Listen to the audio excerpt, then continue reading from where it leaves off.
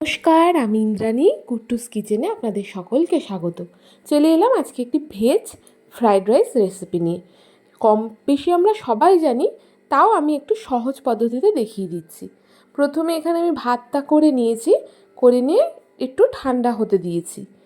তারই মধ্যে দেখুন আমি এখানে কড়াই বসিয়ে দিয়েছিলাম। কড়াইয়ের মধ্যে আমি সাদা তেল দিয়ে দিয়েছি।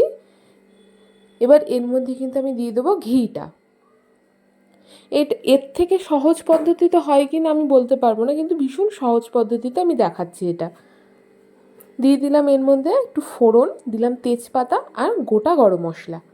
এটা একটু ভাজা ভাজা হতে থাক, ততক্ষণ দেখে আসি চলুন কি কি সবজি নিয়েছি আমি।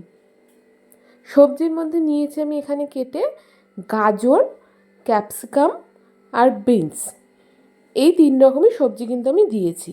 এবার এই সবজিগুলোকে কিন্তু আমি ভাজা করতে দেবো। একটা একটা করে ভাজা এখানে করব না, সব একসাথেই দিয়ে দিলাম, একসাথেই ভাজা হয়ে যাবে। সমস্তটা দিয়ে দিয়েছি। এরপর এখানে দিয়ে দেবো পরিমাণ মতো একটু লবণ।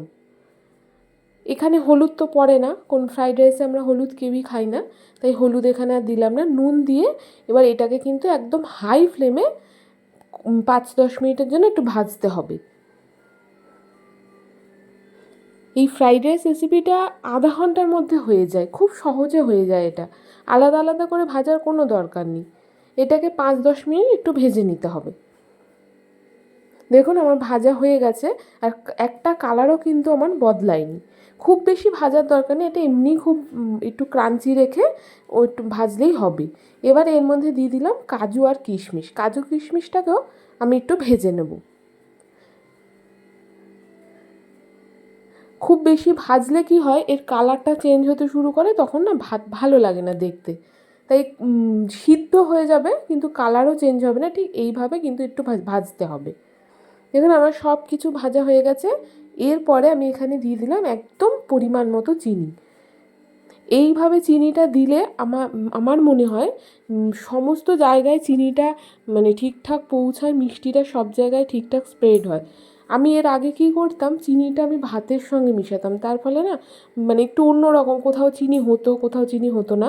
এরপর থেকে আমি সবজির মধ্যে একেবারে চিনিটা কিন্তু দিয়ে পুরো একদম দেখুন চিনিটাও গলে গেছে।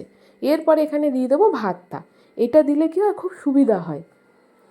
ভাতে কিন্তু এবার পরিমাণ মতো নুনও দিয়ে দিয়েছিলাম, দিয়ে একেবারে দেখুন পুরো মিশিয়ে নিয়েছি। কি সুন্দর দেখতে লাগছে, কি কালারফুল।